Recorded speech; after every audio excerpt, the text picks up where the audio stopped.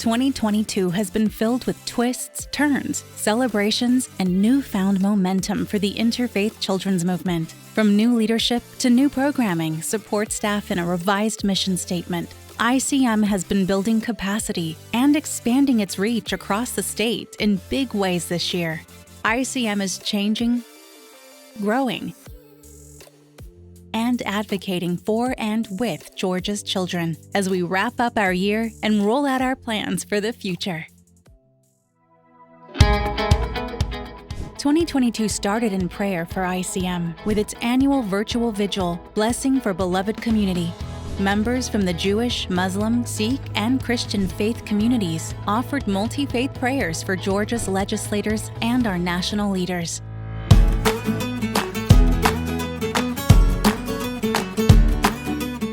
At ICM's annual day at the Capitol, participants explore the ins and outs of the legislative process and are prepped to engage their elected officials on topics ranging from food insecurity, education, healthcare, juvenile justice, and more.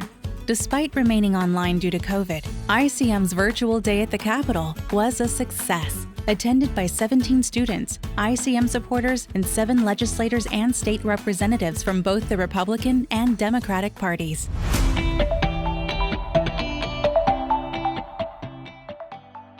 "2022 also brought new energy with a change in ICM's executive leadership. Reverend Cassandra A. Henderson stepped out of her role as an ICM board member and into a new role as its executive director.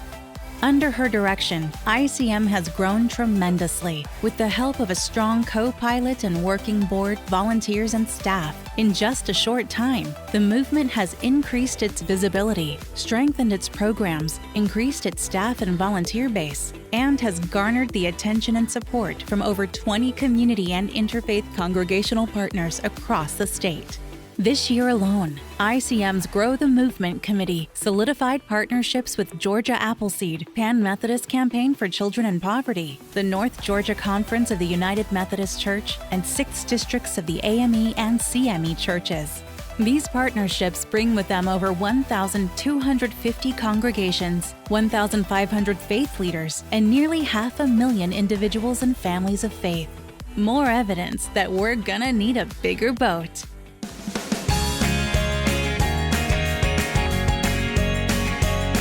A commitment to children is the heartbeat of ICM's movement, and this was evident this summer. ICM co-hosted a virtual information session with the Georgia Budget and Policy Institute and Fund Georgia's Future to address funding inequities in education. Georgia is one of only 6 states without specific funding to support students experiencing poverty. This is an inexcusable injustice that compelled our coalition and over 50 virtual participants to come together about this issue, and for a smaller group to attend the committee meeting in person.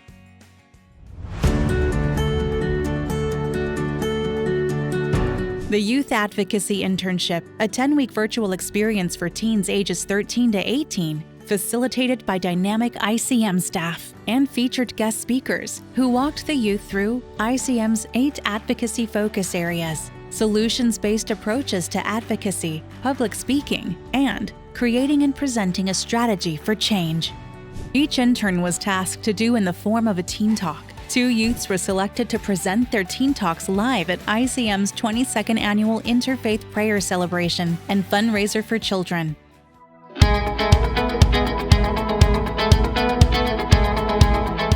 During the first annual youth-led back-to-school virtual prayer vigil called Prayers for Peace and Positivity, interns and staff shared their dreams, hopes, fears, and concerns as they lifted prayers for the new school year from their various faith traditions.